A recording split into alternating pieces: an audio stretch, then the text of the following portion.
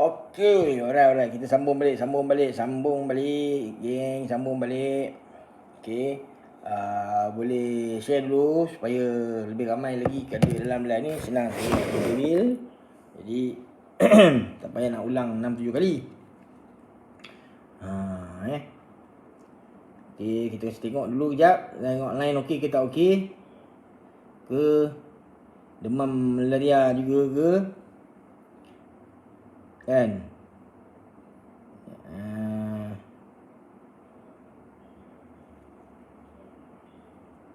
Okey tak? Yang ni lag ke tak? Ada sangkut-sangkut ke tak? Ini okey ke tak okey? Cuba komen sikit tengok. Kalau sangkut juga memang okey, ini okey Ini okey. Saya rasa tadi tu. Okey. Saya share jap. Okey. So tadi saya kat mana tadi? Tadi saya sampai dekat ni pada Man Kuda di untuk pasukan Putrajaya. Okey. Memang kalau kita tengok to be frank okey, to be frank kalau 10 orang saya tanya tentang apa pandangan mereka tentang perlu ke tidak sebenarnya Putrajaya Cyborg okey, perlu ke tidak Putrajaya Cyborg menyenaraikan Man Kuda? Ni benda yang saya dah buat dah. Saya dah tanya orang So, saya ambil 10 orang, saya tanya, perlu ke tak ambil Man Kuda main Putrajaya Cyborg? Okey. Secara jujurnya, 10 jawapan yang saya terima ialah, what? Man Kuda? Kenapa Man Kuda? Tak ada ke tekong lain? Okey. So, mari kita pecahkan jawapan ni kepada beberapa bahagian untuk berlaku adil. Okey, berada Man Kuda kalau tengok video ni, ini adalah pandangan umum bukan pandangan saya semata-mata, ni pandangan umum dan jangan kecil hati kan. Sebab Man Kuda memang berada di tahap dia tersendiri lah. Kita tak dapat nafi Man Kuda di zaman bercu dia, game-game besar memang dia sapu. Tak nafi. Tapi yalah, realiti pada usia sekarang, Man pun tak silap saya pun Man sekarang ni saya rasa dia dah nak 40 lah saya rasa. Sebab Norman Nizam dah confirm dah 40. Okay, baik. So, Man boleh berfungsi lagi ke tidak untuk Putrajaya Cyborg? Okay, so jawapan saya, boleh. Dia masih ada servis tu. Man Kuda masih lagi ada servis tu. Dengan balingan yang baik, Man Kuda masih boleh servis di side 3 dan side 1 dengan berkesan.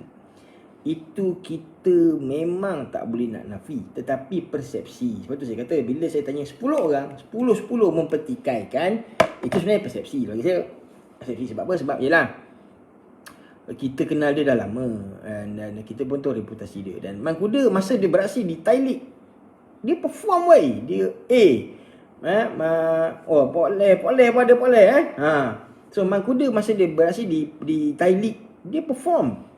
Dia boleh main, dia masih boleh main. Cuma yelah, saya tak rasa lah Putrajaya akan letakkan Man Kuda main penuh. Saya rasa Man Kuda akan masuk untuk kacau game. Man Kuda akan masuk untuk ganggu. Saya setuju.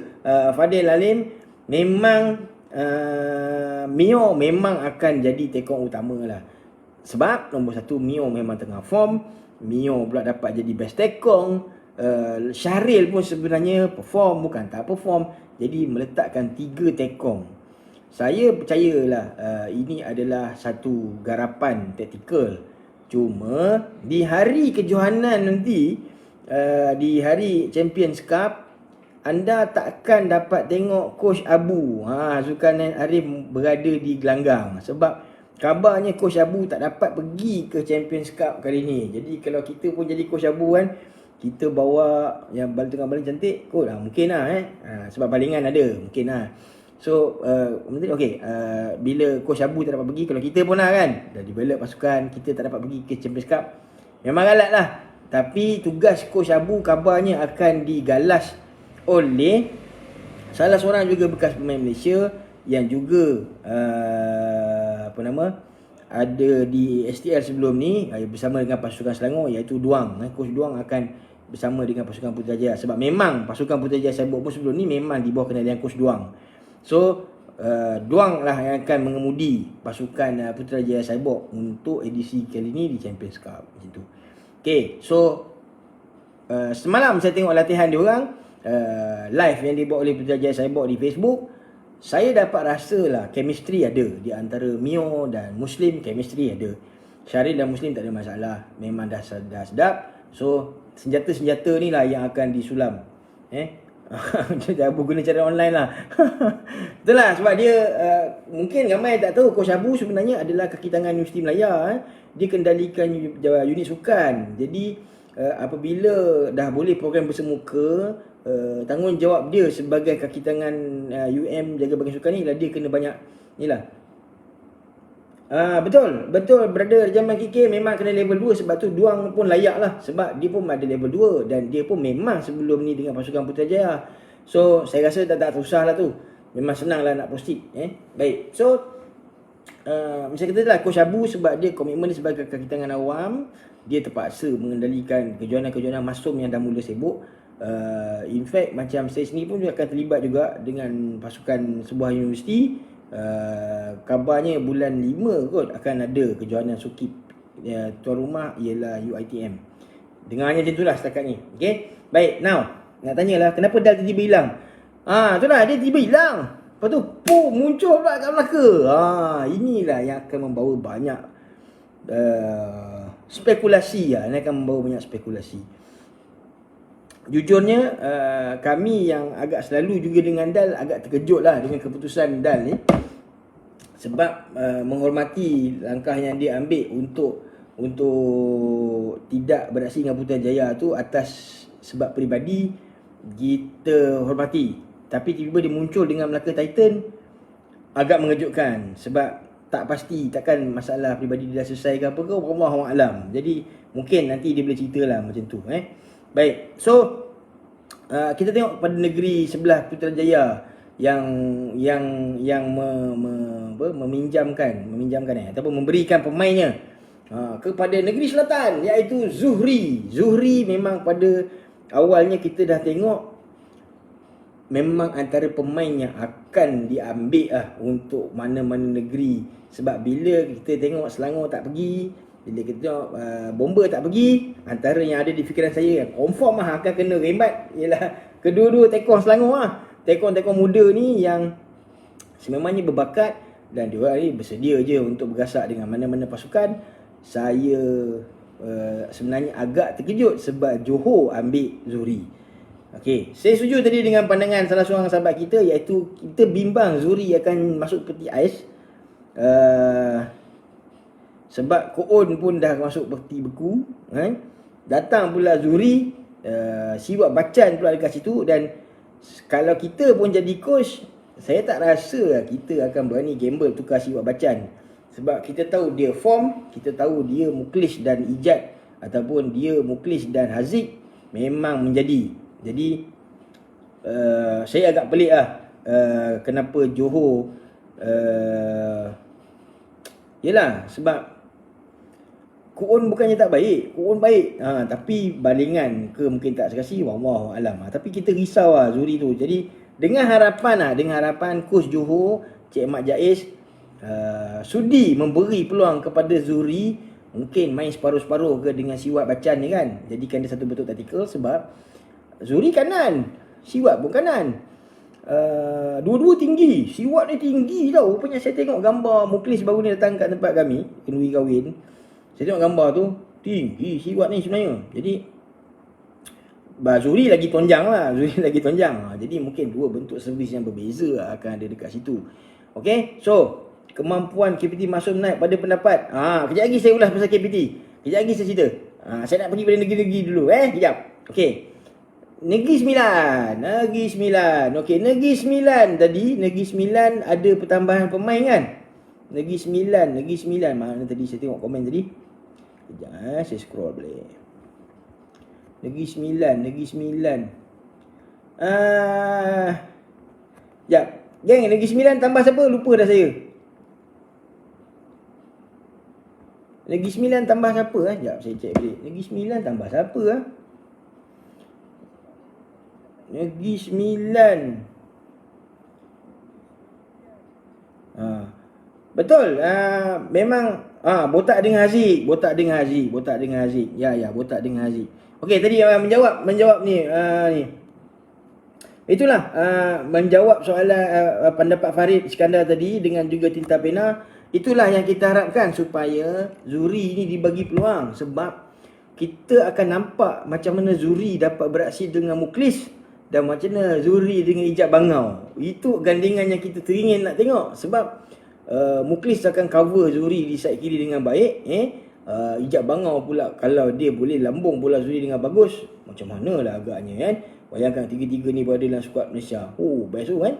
Okay, so now kita pergi Negeri Sembilan. Negeri Sembilan menambah Botak dan juga Haziq. Jadi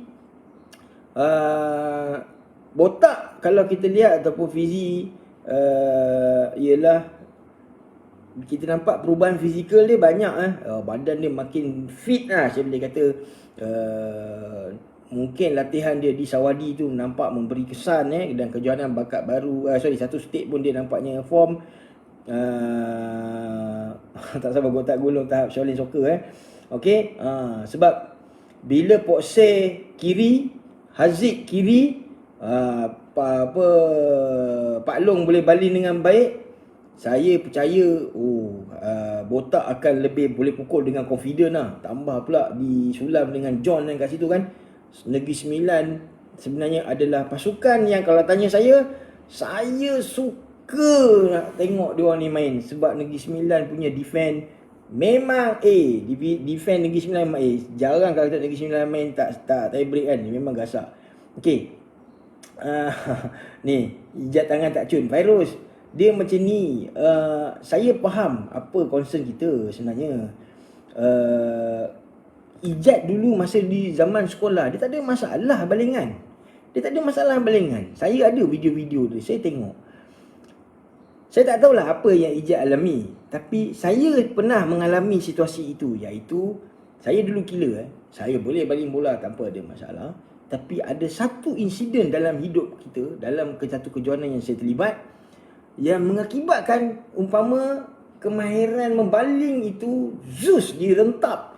Keyakinan terus tak ada. Pegang bola gigil. Sebab tu bila kita tengok STL, antara yang menggusarkan ialah bila kamera zoom dekat killer ataupun video nak baling bola, kita nampak tangan. Itu. Saya tak tahulah Farid pernah rasa atau tidak, tapi saya sendiri pernah rasa. Akibatnya baling bola separuh gelanggang je, benda-benda tu berlaku. Jadi dia memerlukan proses recovery dan alhamdulillah saya dapat recover lah masalah tu. Macam mana cara saya recover? Nanti saya cerita dalam satu video yang lain. Okay, so Bos Syarul Miza, jangan buat hal lah. Okay, Negeri Sembilan macam tu lah. Botak cepat koyak. Sebab itu dia perlukan regu yang bagus macam regu Pokseh dengan Pak Long ni. Sebab Pokseh dengan Pak Long ni kita tengok dia orang punya tackling, tunggu bola. Kalau saya main gila kat situ pun saya rasa saya berani lah. Faham? Defend baik, attacking ada. Kerja saya main gila hanya nak selesaikan je. Sebenarnya macam John kita nampak, John jarang buat mistake kan. Sebab apa? Dia defend dia bagus. Tapi yelah, point gigit kan. That's why Negeri Sembilan kita nampak dia naik dah, ranking dia bagus. Melaka betulkan Indonesia. Itu yang sepatutnya Melaka sepatutnya ambil pemain Indonesia sebab dah diumumkan hari tu. Tapi tak tahu kenapa, apa dah jadi, tiba-tiba pula sekarang ni sudahnya Dal kat situ. Dan Yao pula terkeluar dalam senarai. Saya macam pelik juga lah sebenarnya. Sebab yelah, masa Melaka pergi jadi final tu hari pun Yao kat situ kan. Ramalan saya pasukan mana yang bakal menyinar. Okey, buat masa ni saya tak boleh nak bagi apa-apa verdict lah dalam hal ni, sebab saya teruja dengan listing baru ni. So kita sebenarnya teringin nak melihat eksperimen-eksperimen daripada coach-coach untuk tengok macam mana diorang ni akan main. Okey, dan jangan lupa juga bahawa regu Masum KPT tak boleh dipandang ringan tau. Sebab regu masuk KPT ni, satu, mereka ni dah berlatih sekian lama. Satu. Kedua ialah mereka ni muda dan mod permainan diorang berbeza. Satu. Kemudian sebenarnya saya nampak KPT Masum, antara kelebihan dia ialah tekong KPT Masum ni kita tak boleh nak pandang ringan. Tekong KPT Masum kita tak boleh pandang ringan. Okay, why? Satu ialah kita ambil Nazmi Bob. Kalau melihat susuk badan atlet yang ada, wow, saya rasa Nazmi ni memang package dia A, babe. Memang package dia A. Sebab apa? Dengan tegap dia, dengan power dia, dengan John botak dengan Khairul Zaman kan, Okay, dengan power dia, dengan macam mana ada pemain lain ke. KPT Masum setakat ni saya rasa masih orang yang sama. Saya rasa tak ada pertambahan pemain. Saya rasa masih orang yang sama. Okay, so KPT Masum ni, satu ialah strength mereka pada tekong lah. Kita nampak macam tu. Keduanya ialah selain daripada Bob, Nazmi, Mus sebenarnya juga adalah tekong yang ramai orang tak berapa nak perhati sangat. Tetapi Mus sebagai tekong, dia punya bola jahat. Bola Mus jahat. Power ada, slope ada, drop ada, dan dia confident dengan apa yang dia buat. Nazmi sebis bagus, defend ada kurang sikit. Saya setuju sebab dia muda lagi, dan that's why perlawanan-perlawanan macam ni boleh mematangkan dia lah. Waalaikumsalam Brother Madi. Tahun ni insyaAllah kita League Lemang ada, insyaAllah. InsyaAllah, sebab raya macam boleh balik sini kan. Okay, that's why kalau kita melihat, antara benda yang saya rasa penting kita nak cerita pasal Nazmi ni ialah sekarang ni dia dah berjaya mengurangkan masalah batal. Dia dah berjaya kurangkan masalah batal. Kalau dulu masalah batal dia banyak kerana bentuk dia melakukan servis tu, pergerakan dia tu memudahkan dia untuk batal, terutama kalau lambungan yang kurang sampai. Tapi lambungan daripada Amir UPM ni saya nampak dia macam serasi lah dengan Bob. So dan kita pun tahu bahawa coach KPT Masum ni berani bereksperimen untuk tukar pemain, bertukar strategi, tukar taktikal. Saya percaya dia orang boleh beri saingan lah. Dan dia orang kata apa? Dia tak apa orang kata tak boleh nak dipandang rendah sangat, sebab semua pemain-pemain itu adalah pemain-pemain yang pernah beraksi di Asian School Games kan. Dia ni dah serasi daripada zaman budak. So kita nantikanlah first game macam mana. Kita nantikan first game ni. Okey. Negeri Sembilan sudah, KPT sudah, Putra Jaya sudah. Kita turun ke bawah sikit, kita tengok pula Melaka. Okey, Melaka macam tadi isu dia ialah DAL. Itulah, bagi saya dia akan mengundang banyak spekulasi. So kita tunggu je lah macam mana. Tapi bila DAL dekat situ bawa pula killer gulung daripada Golok ni, Betul dia banyak improve. Dia bawa pula Rusdi. Saya rasa DAL akan rasa sangat selesa lah, sebab Rusdi pukulan hampir sempurna. Hampir sempurna. Jadi DAL akan selesa untuk mencuba macam-macam lah. Saya rasa Melaka kita pun tak boleh nak pandang rendah juga macam tu. Baik, alright. So next, Johor tadi. Okey, pasal Johor sikit tadi kan. Jadi kemasukan Zuhri memang akan memberi, betul, DAL main Melaka. So kemasukan Zuhri akan memberikan apa orang kata, rencah lah untuk Johor bereksperimen. Jadi kalau kita nampak Zuhri akan banyak bola attacking depan, Siwak Bacan bola panjang. Jadi terpulanglah pada coach Ahmad Jais untuk menyulam kedua-dua tekong ini. Hello Encik Bob, jangan buat hal Kasih tak datang Penang ni. Syahidan masih lagi tak konsisten. Itu antara benda pilu lah. Sebab Yao dia dah lama dalam squad. Sebelum dia dalam squad, dia memang tekong yang menggerunkan. Saya tak tahulah apa yang berlaku dengan dia, tapi sizing dia ada. Entah, saya tak pasti macam mana. Tapi dia umpama kita dah nampak dia ke ceiling, ke dinding yang untuk mengolah dia tu memerlukan satu pendekatan yang berbeza lah, macam tu. Okay, so Johor akan bagi saingan sebab dah terbukti daripada awal tu hari sebelum Siwak Bacan ada Johor berada dalam rentak yang saya kesian. Johor kena maki selalu dengan fan, Koon selalu kena tibai, Aiman tu pun selalu kena lanyak, sudahnya bila masuk je Siwat, graf Johor terus meroket macam tu. Jadi saya percaya Johor akan bagi saingan hebat lah. Okay, so now kembali naik ke atas pula, kita tengok kepada ATM. Okay, kadang-kadang ada yang cakap, bro, tak fair lah ATM. Kenapa tak fair? Okay, satu sebab biar lain hari tu. Okay, kenapa macam tak fair pula? Sebab ATM training sepanjang masa kot. Mana season, pre-season, tak season, diorang training. Sebab ATM punya staff masuk, pemain ATM masuk ATM main takraw. Jadi hari-hari diorang main. Jadi bila ada kejohanan pula, banyak kelab akan ambil diorang. Dalam kata lain, gameplay ATM ni banyak. Dia punya working hours tu tinggi. Jadi diorang season. Dan kalau kita melihat pula ATM menerusi Coach Wadi, dia pun tak selalu nak cai bergu. Maksudnya dia hanya akan pakai pemain yang sama.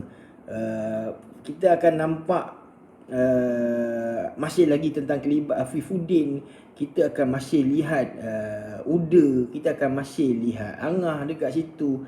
Kadang-kadang aja Sulam dengan Adam, kadang-kadang masuk Tengku. Tapi depan mesti pairing yang sama. Mak Beri akan masuk macam tu ya bila dah menang. Jadi sepatutnya, adakah ATM akan bagi pemain lain mencuba? Buat masa ni saya rasa tak. Sebab ATM akan cuba dapatkan Champions Cup tahun ni. Itu confirm. ATM akan confirm dapatkan Champions Cup tahun ni. Jadi sebab mereka dah menang STL Premier, saya percaya tahun untuk Champions Cup, Coach Wadi tak akan gamble tukar player. Coach Wadi akan kekal pada dia punya ni. And ATM Players memang seorang cedera yang betul. Dia punya tahap permainan dia orang memang disiplin dia orang pun tinggi. Afifuddin tu hari saya tengok dia seorang-seorang, dia tengah hari buta boleh pergi jogging apa semua. Ini memang disiplin tinggi permainan. Sebab tu kita nampak jarang kan Afifuddin tap, betul tak? Tak payah nak cemburu. Memang tak payah cemburu. Sebab contoh Afifuddin main 3 set solid. Ada nampak dia tengah-mengah?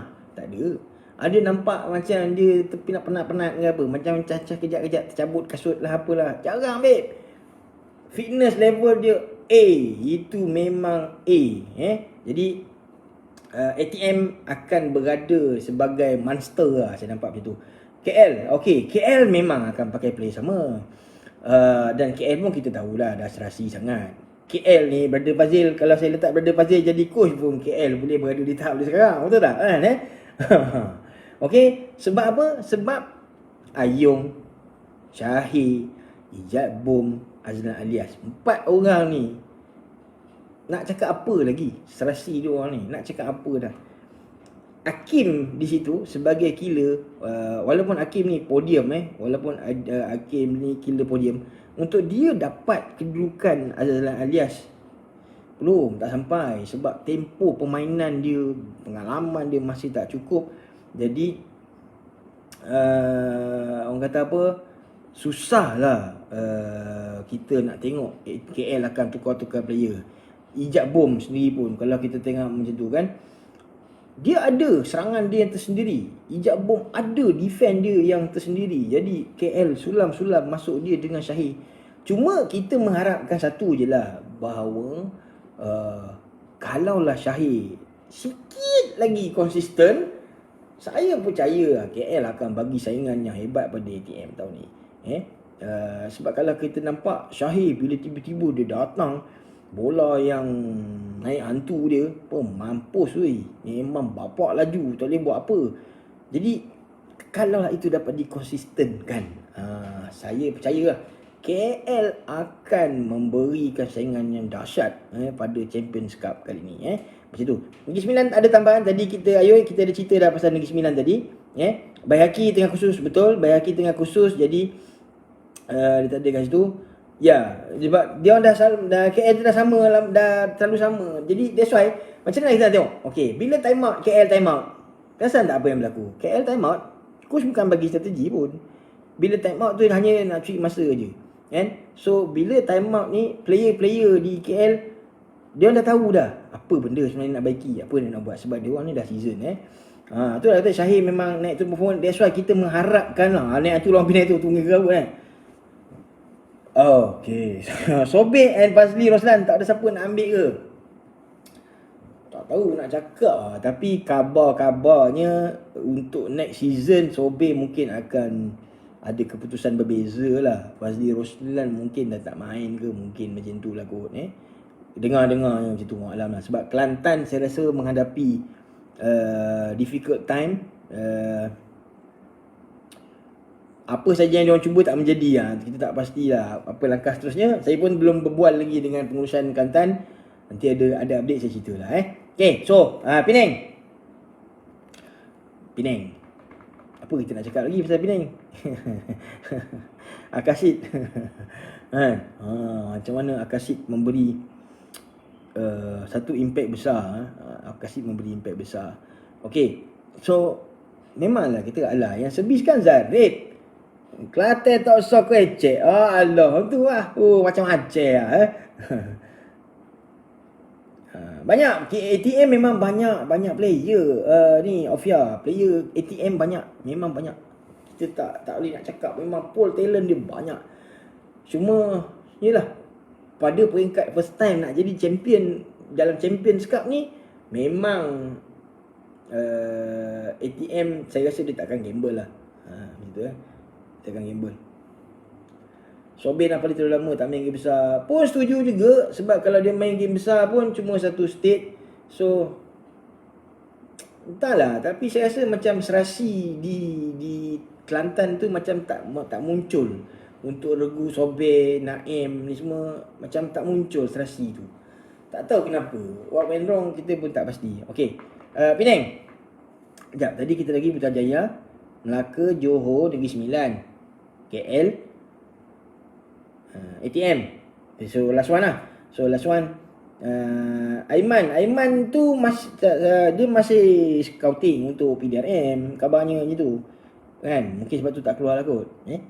Okay, last one is for Penang tadi. Jadi bila kita kata Penang pun sama juga, yang mana pair Zarib, Faisal, Oni, Daniel, ini semua dia orang bersama-sama sejak dulu. Ini produk-produk Mutiara Impian, Cikgu Remy, Cikgu Syed. Ini semua produk-produk yang dah daripada budak lagi dia orang dah dibangunkan.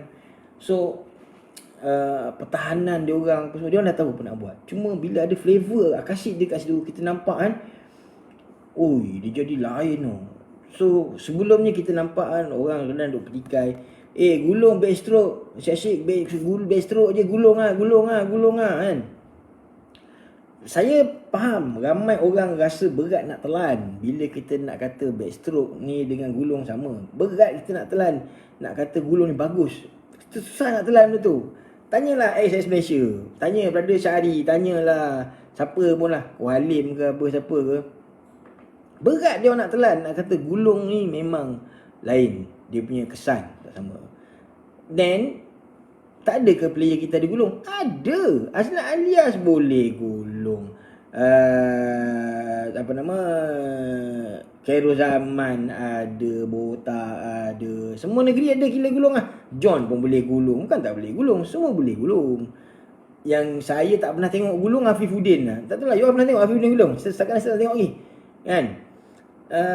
Tetapi perasan tak, gulung Akasid lain. Gulung Akasid lain. Gulung dia punya kesan, gulung dia punya aturan, gulung dia punya ketinggian. Kita umpama macam terpukau, kita umpama macam tak boleh gigit lah. Sedangkan Akashi kena je blocking pun, bukan tak kena blocking pun kan. Dia lawan negeri-negeri sebelum ni pun blocking je. Muslim boleh je blocking, bukan tak boleh. Sobe Dal tak Sobe tak main Melaka, Dal je. Jadi Gulung memerlukan stamina tinggi. Okey, saya suka pandangan Along. Okey, Gulung memerlukan stamina tinggi. Bukan Gulung je, semua perlu stamina Along kan. Tekong kena stamina, Pida kena stamina.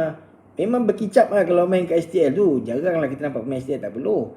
Cuma soalan kita ialah macam mana player kita bangunkan stamina? Kenapa stamina player kita tak sama macam player Thailand? Dan perbualan ni dia akan menyebabkan untuk setengah orang macam kau tak habis-habis, siam je lah yang bagus. Kita akan membawa perbualan tu ke arah tu. Sudahnya kita hanya membina haters, kita hanya membina pembenci, faham tak? Tetapi kita tak cek solution. Kat mana silap kita? Kenapa pemain kita, takraw culture kita dengan Thai lain? Saya setuju Firdaus, culture kita berbeza. Gulung ni nak tunggu tackle agak gerun. Dulu backstroke ada kelebihan sebab boleh placing, tapi sekarang Gulung siam pun dah ada pecah. Betul. Cikgu Zaim punya pandangan pun saya setuju. Kita tengok orang panjat Gulung pun dah berterabur lah. Tak payah Gulung lah, handstand pun kita dah lari je sebenarnya kan. Untuk kebanyakan player, sebenarnya macam saya kan, memang lari je, tak kena muka. Tapi untuk mereka player peringkat tinggi ni, so mungkin ada yang tanya, suruhlah John main Gulung 24 jam. Apa bukti dia? Aiman bila main Gulung 24 jam, kesan dia lain kan? Kesan dia lain. Fan meningkat, kemenangan berlaku. Padahal sama juga bila Gulung 1 poin kan. Kasih jual kuih Gulung.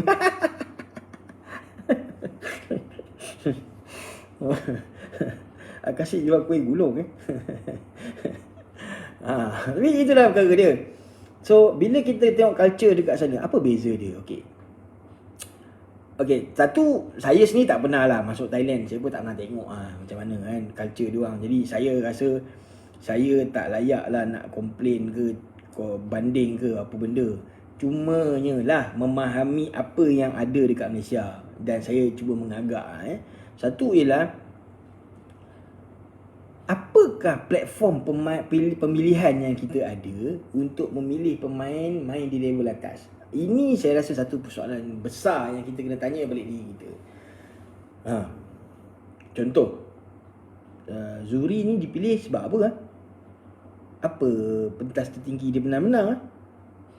Haziq, apa pentas terbaik dia pernah menang? Contohnya, faham tak? Kan? Kita, apa penanda aras kita? Itu jadi isu. Itu baru saya sebut Tekong killer. Apa penanda aras kita? Macam Arsenal Alias, kita dah tak boleh nak nafi lah sebab dia dah perform. Dia dah buktikan masa dia main tu hari di Palembang, dia dengan Syahir, dia dengan Sobe, dia buktikan dengan ketenangan dia buat yang paling bagus. Jadi memang dia berada di level sini. Gulung seronok ditonton je, nampak hebat, penonton rasa seronok, padahal besok power je. Afifuddin punya besok nampak tak lawa. Betul, saya Azul Fazli, itu isu dia tadi. Cuma apa beza Afifuddin punya Gulung backstroke dengan backstroke killer-killer lain ialah jumping. Afifuddin punya jumping masya-Allah tinggi. Sizing Afifuddin tu memang sizing ideal lah untuk seorang killer. Ketinggian dia, jumping ada, blocking pun ada, confident pun ada, power pun ada. Dalam kata lain, scouting kita untuk killer, ini antara benda yang kita kena pertimbangkan, iaitu physical size. Macam mana kita buat scouting? That's why baru-baru ni bila border dah buka, mohon ajaklah saya Wan Pitong, saya tak pernah sampai lagi. Ajaklah saya pun tak tahu nak pergi mana kan.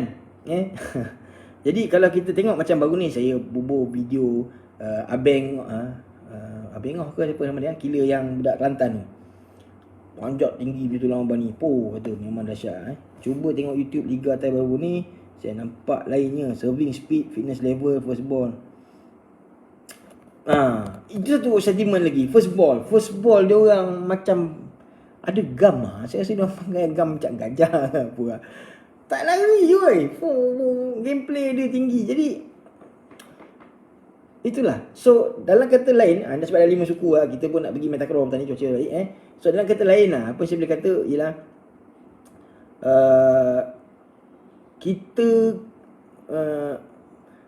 okay, Along, coach kita fokus fitness ada, training ada, tetapi soalan dia ialah, adakah latihan fitness yang kita buat memberikan hasil yang sama sebagaimana latihan fitness yang dibuat oleh Thailand? Itu soalan dia. Training, ya, tapi adakah kesan dia sama? Macam orang timbang bola juga. Tapi kenapa dia timbang bagus, kita tak bagus lah? Itu contohnya. Orang kuda, kita pun kuda, tapi kenapa kuda kita macam dia? Inilah persoalan-persoalan besar dia. So saya mengharapkan lah sebenarnya barisan kejurulatihan yang baru. Saya bukan kata tak bagus, jangan salah faham. Sebab saya pun tak pasti apa yang dibuat dalam camp. Cuma kita bercerita tentang kesan yang kita nampak, impact mereka beraksi. So apa yang mereka perform, itulah hasil latihan. Faham tak? Jadi kalau apa yang dia perform tu tak bagus, dia sebenarnya memberi maklumat kepada kita yang hasil latihan tidaklah mencukupi membantu atlet kita capai di peringkat yang lebih bagus. Itu cerita dia. Okay, so insyaAllah nanti saya akan kongsikan beberapa perkara lagi dalam perkembangan terbaru. Cuma setakat hari ni, good luck lah kepada pemain-pemain yang akan mula beraksi seawal 20 hari bulan nanti. Kalau saya tengok jadual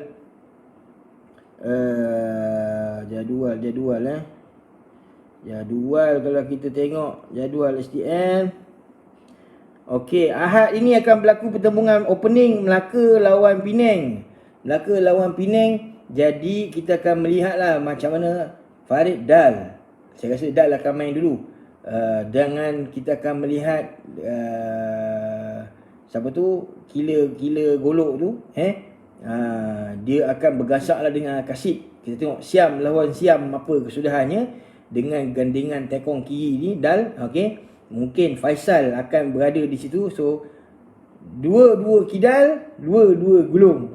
Itu opening yang menarik lah. Kemudian kita akan tengok pula Negeri Sembilan lawan Johor. Ini pun best sebab kita akan melihat macam mana killer kiri kita, si Botak akan bergasak dengan mana Johor lawan Johor ni. Kedua-dua killer Johor akan lawan. Botak lawan Ijab Bangau atau Botak lawan Haziq, macam tu. Kemudian malam tu ialah KPT Masum menentang ATM Guardians. Kalau berdasarkan friendly yang hari tu, memang video yang kalau kita tengok video tu saya ada tunjuk yang ATM Guardian lawan KPT Masum. KPT Masum menang tau. Tapi masa tu Afifuddin tak ada. Angah tak main. Jadi kalau itu jadi ukuran, kita dapat mengagak bahawa KPT Masum dan juga ATM Guardian malam tu game sedap. So kalau tanya saya, game highlight untuk first day adalah KPT Masum lawan ATM Guardians. So kita akan tengok sama-sama. Pemain dua-dua pasukan ni memang training sepanjang masa. KPT Masum dan juga ATM Guardian ni memang training sepanjang masa. Macam mana mereka ni akan berlaga di dalam gelanggang. Okay, so itu dulu untuk hari ni. Dari 5 suku, saya nak kena gerak dulu. Jumpa saya di Pagoh Sabtu ni. InsyaAllah kalau saya sempat besok gerak awal, saya gerak awal. Saya ingat saya nak jelajah gelanggang besok kalau sempat. Tapi mungkin saya ke gelanggang-gelanggang sekitar Johor lah mungkin. Saya akan ke Pagoh. Kemudian 25 hari bulan saya akan berangkat ke utara. Mungkin saya akan singgah gelanggang di Perak dulu. 26, 27 kita akan bersama-sama di Kejohanan Masuri. Anda juga boleh jumpa saya dekat sana untuk kita berbual-bual. Saya akan bawa juga ada sikit-sikit goodies. Mungkin lah kita boleh berkongsi-kongsi. Bila nak datang Singapura, Firdaus, saya dah lama tak balik Singapura. Rindu juga dengan saudara mara. Tak tahu lah nak cakap setakat ni. Wallahualam, tak tahu lagi. Tapi ada jodoh sampailah saya balik Singapura nanti. Okay, so thanks guys. Kita jumpa lagi insyaAllah. Assalamualaikum warahmatullahi wabarakatuh. Segalanya sepak takraw hanya di Bola Rotan TV. Alright.